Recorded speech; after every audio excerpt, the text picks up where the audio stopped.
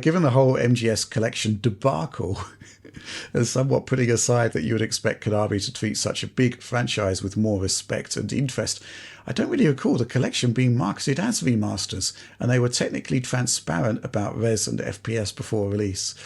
Well, press X to doubt, I think, on that one.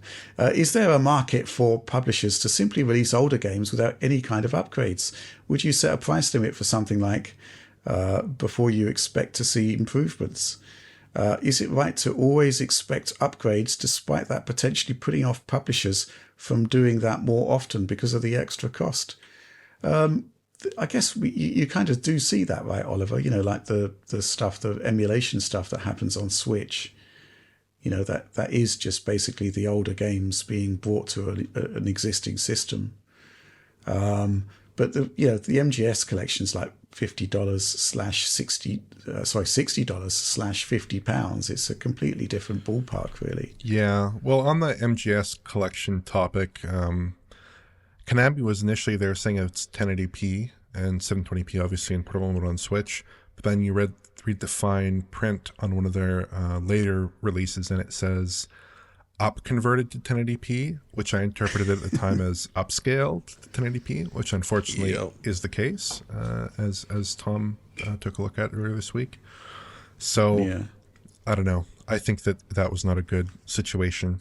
I think there is a market for this kind of thing because apparently the backwards compatible titles on Xbox sell quite well, and that's a totally respectable service. They're selling 360 and Xbox original games for discounted prices often. You know, if you want to play an old Call of Duty or something, that's fine, and you get 16 times AF on Series X and some other improvements as well, potentially to performance. I think that's totally respectable. But I think if you're a developer and you're releasing a new title at all, I think it really does have to have some level of improvement. Just releasing games in their basically original unmodified form as a new release, I don't really like that. Thoughts, John? I'm actually perfectly okay with that. The problem with the Metal Gear collection is that they didn't do that. They released them in an inferior state, right? Like Metal Gear Solid 1 is presented as its original version, right? Great. Except for they applied this awful upscaling bilinear blur to it, so it looks terrible, right? It's the same with Metal Gear Solid 2 and 3, where the image quality, I would be okay with a nearest neighbor scaled to 4K 720p output if they handled all of this stuff just right? Change nothing else, but just scale it properly and cleanly. That would be fine, but they didn't. In fact, as we'll see in Tom's video, there are downgrades over the PS360 version as well. There's just so like they have not actually, it's not that they didn't upgrade it, it's that they've actually made them worse than other existing options for playing these games. That part I think is not acceptable. And it's especially confusing considering, I mean, Konami itself already did that amazing Zone of the Enders 2 PS4 release, right?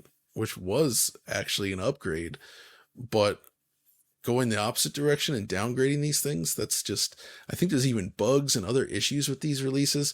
Plus the fact that it's 30 frames per second on Switch is frankly unacceptable. I think that is a huge that's a big downgrade over the PS2 version, I would say.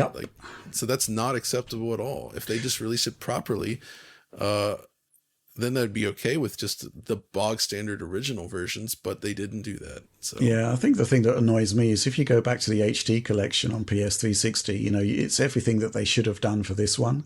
They brought in a top tier developer to do the work. They actually remastered them. Effort was put in. But it just seems to be the case that that was a completely different route that they decided to take for the new collection, which just doesn't really work, and it's rife with issues and bugs, and it's just kind of amazing and also horrifying to see the PC community stepping in to make all of these fixes when it should have been perfect from day one. I think that's it. In terms of just getting the games out there as is. There are ways to do that, right? And it also comes usually with a value added sort of, a value that's commensurate with the fact that you are just getting the existing older game, right? Mm-hmm. That just sort of makes sense. $60 for the Master Collection. That's just not the way to do things.